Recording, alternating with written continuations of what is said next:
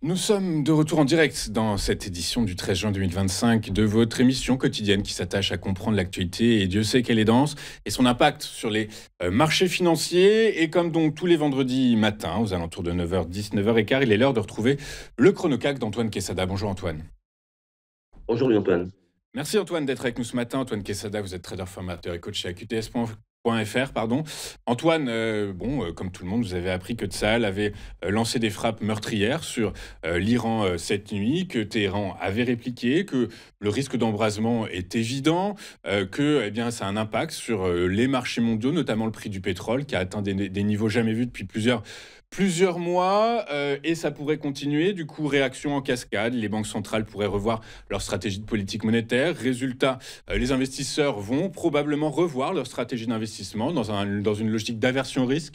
Est-ce que les frappes de cette nuit, les tensions géopolitiques, Antoine, de cette nuit, sont de nature à revoir les stratégies d'investissement ou de trading sur le CAC 40?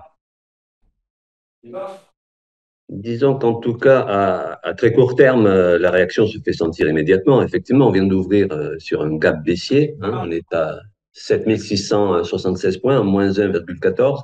Même si on est en train de se stabiliser sur cette zone, qui est une zone support, qui correspond en fait à la zone des 61,8% de Fibonacci que je vous montre traditionnellement sur le graphique que vous avez là en hebdomadaire. Donc, déjà hier, le marché a bien réagi.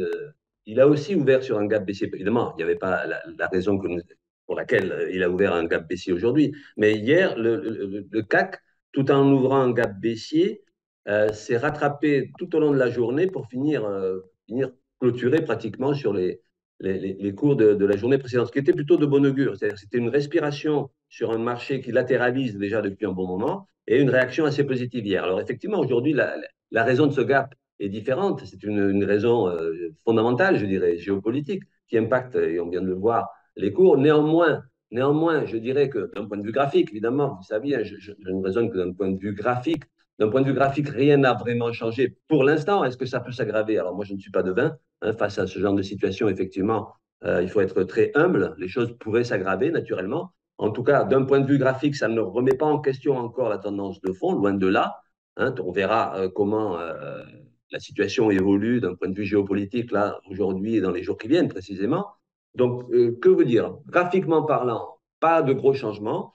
On est sur la zone des 7687 points. Sur le tableau que vous avez sur le graphique ici en hebdomadaire, ça correspond aux 61,8% de FIBO que l'on avait déjà tapé et dépassé à plusieurs reprises. Donc, latéralisation. La bougie que vous avez à droite de l'écran maintenant, elle est bel et bien rouge, puisque la bougie de droite, c'est la bougie hebdomadaire et la semaine, le graphique d'hier ne finissait pas la semaine, puisque nous sommes vendredi, que c'est aujourd'hui qu'il va être définitif, je dirais, pour la semaine. Donc, on est effectivement fragilisé, mais pour le moment, rien de gravissime, en tout cas d'un point de vue purement graphique, qui puisse remettre en question la tendance de fond, qui, comme je le dis déjà depuis des mois, à mes yeux, elle n'est pas remise en cause, elle est toujours haussière, même si effectivement, à plus court terme, on s'ennuie énormément sur les marchés, puisqu'on latéralise et qu'on fluctue dans un range de 200 points, grosso modo. Alors, on va passer sur le graphique en journalier, plus court terme et donc plus précis dans sa lecture. Donc voilà,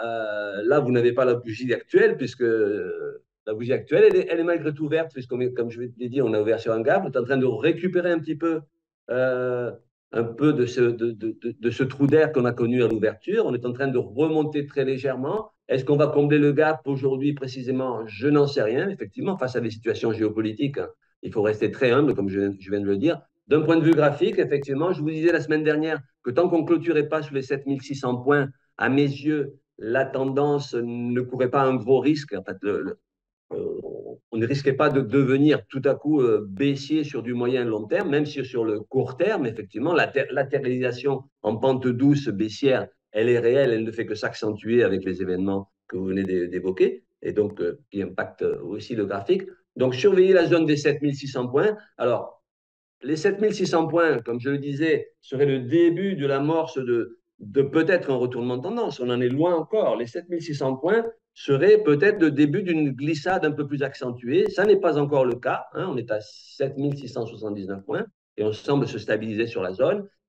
Si on venait à glisser sous les 7600 points, on aurait le gros support, non seulement d'un point de vue de Fibonacci, mais d'un point de vue purement graphique. Et on aurait un gros support sur la zone des 7500, 7510 points. Donc, on n'en est pas encore là. Effectivement, ça pourrait s'accélérer vers ce niveau-là, puisque les récents événements tendent à nous laisser penser que cette fragilisation pourrait s'accentuer. Là, encore une fois, moi, je suis très humble. Donc, dans ces cas-là, ben, parfois, la meilleure des choses à faire sur les marchés, c'est de ne rien faire, hein. Je ne suis pas le premier ni le dernier à le dire. En phase d'incertitude, pourquoi prendre des risques inutiles alors qu'il y a des meilleurs moments où des signaux plus précis et plus fiables peuvent donner une probabilité d'avoir raison sur le marché. Le but, ce n'est pas de jouer, c'est d'être raisonnable lorsque les circonstances le font. On n'est pas là pour parier comme des fous en jouant sur le hasard. C'est pas un jeu, le trading. Donc voilà ce que je peux dire. Effectivement, fragilisation de la tendance de court terme. La pente douce en journalier ben, s'accentue nettement, mais surveillons les 7600 points, qui serait la première fragilité, je dirais, assez conséquente. Et si ça venait à se dégrader encore, les 7500 points, 7510 points, devraient faire office de gros supports. Alors en dessous de là, je ne peux pas dire. Et donc, prudence, bien entendu, prudence sur les marchés. Mais pour le moment, la situation, malgré ce qui se passe, n'est pas remise en cause d'un point de vue graphique sur le moyen et long terme. Bah, écoutez, Voilà merci ce que je peux Antoine dire. pour vos analyses, cette précision importante. Donc, prise de hauteur, prudence, mais a priori, donc surveillons les 7600 points. Et même si, par hasard, ce support était franchi en clôture, j'ai compris qu'il y avait de gros supports qui se maintenaient en dessous. Et donc, par la force des choses, ça évitera, quoi qu'il arrive, un crack d'ampleur si jamais la situation géopolitique venait à A priori, s'embraser oui. dramatiquement. Tout à fait. C'est mon point de vue. Hein. D'un point de vue mon graphique, c'est 7500. Il y a 50% de Fibonacci, plus deux belles obliques haussières de long terme qui sont plutôt sur le. Ben, on en voit le reflet ici, puisque celles qui sont tracées sur l'hebdomadaire se reportent sur le journalier. Ça, c'est le grand avantage de ce logiciel que vous connaissez, qui est ProRealTime, sans vouloir faire de publicité. C'est un super outil pour travailler en analyse technique.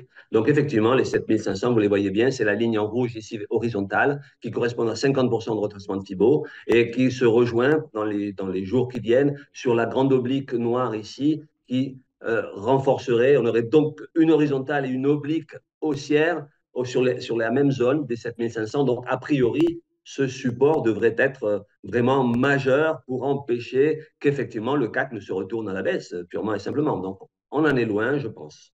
Donc une inquiétude passagère, mais quand même, faisons attention au Tout à dénouement fait. prochain. Merci beaucoup, Antoine, d'avoir été avec nous ce matin. Antoine Je vous en prie. Quesada, vous êtes trader, formateur et coach chez AQTS.fr et avec nous tous les vendredis pour nous expliquer dans quelle mesure il est intéressant ou non de travailler le CAC 40. Merci beaucoup, Antoine. Je vous souhaite une excellente Merci. journée. Nous, on marque une courte page de publicité. On se retrouve juste après avec la rubrique de David Furcage, Across the Market. À tout de suite sur Téléfinance.